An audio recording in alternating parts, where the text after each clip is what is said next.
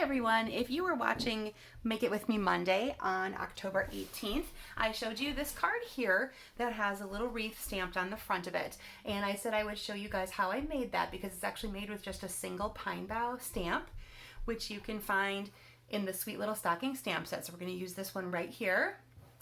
And I'll show you how I did them. And I did actually start with a circle.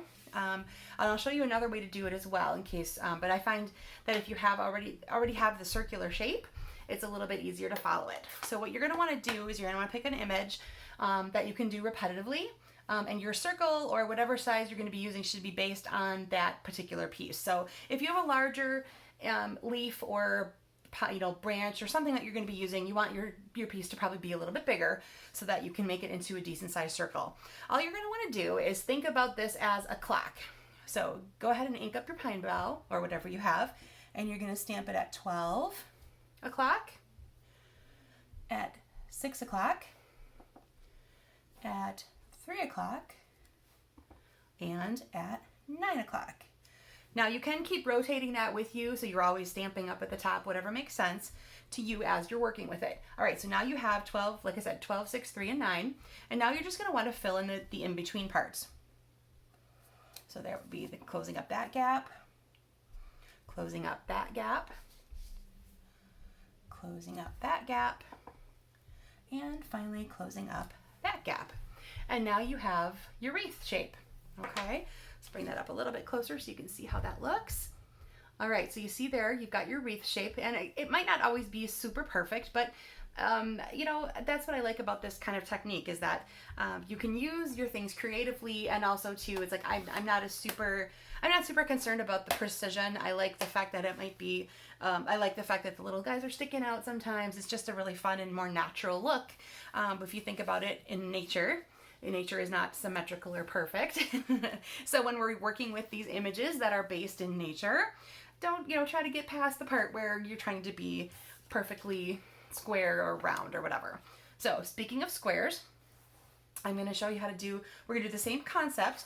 For the next couple of samples, I'm going to show you pieces from Symmetry. So I'm going to use one of these leaves right here. I'm also going to use a tiny flower from here that'll do different wreath shapes for me. So remember, you can think of this not just as a wreath shape, but just a pattern of a circle or something like that. So like I said, I'm thinking in wreath shapes. I'm going to show you this one where like I said, if you want to just literally rotate that piece of paper all the times that you want to do it. Okay.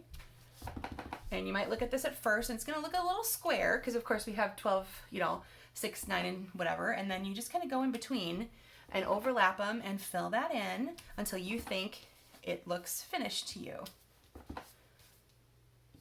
And because we're going overlapping, again, it's not quite going to be symmetric.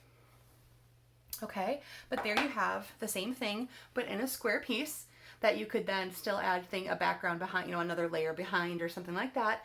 So again, don't be afraid don't worry that you have to use an actual circle shape to get it started. All you need to do is think about your image, like I said, as the clock, and do the 12, 6, 3, 9, and then fill in all the parts in between until it looks full to you. Here's one I did before. Again, I'm using Symmetry, and I'm going to use this little flower piece right here. And here's what I did with that. It ends up almost coming out like maybe a sunflower would look at the end. My color palette for this one was Magenta Madness, Highland Heather, and Balmy Blue. And I will bring that up a little closer. So I picked one of the colors to start with, and I did the 12, 6, 3, and 9. Then I went to the other one and I overlapped one of the petals and kept it the same direction. So if it was just to the right of that, then it was just to the right of this one, etc. And then for the other one, again, I overlapped one petal and went to the opposite side to fill in that empty hole there. Okay, so there's one using kind of a flower image. And then this one, I took a couple of the shapes from In Bloom. So I used this one and then this one, but in two different colors. My color palette for this one is So Saffron, Petal Pink, and Calypso Coral. And I ended up with one that looks like that. Okay, bring that up a little closer for you. Okay, so there you go. Same kind of concept. I did the large corals first, and then I filled in with the petal and the saffron. That's the same stamp, just stamped in two different colors all the way around again. So these are some options you guys can try to do take your little stamps and make them work a different way for you. You can use these as great focal points. It would be good to put, sometimes you can stamp images in them or images across them, tie a big bow. You know, if you think of it as a wreath, add like your little flower or your bow or your ribbons or whatever you would normally do to decorate a wreath. If you're thinking very Christmassy, you know, holly berries, things like that, if you have anything like that will work to add a little touch of flair to your wreath. All right, so give this a try and let me know how it works out for you. Thanks so much. Bye now.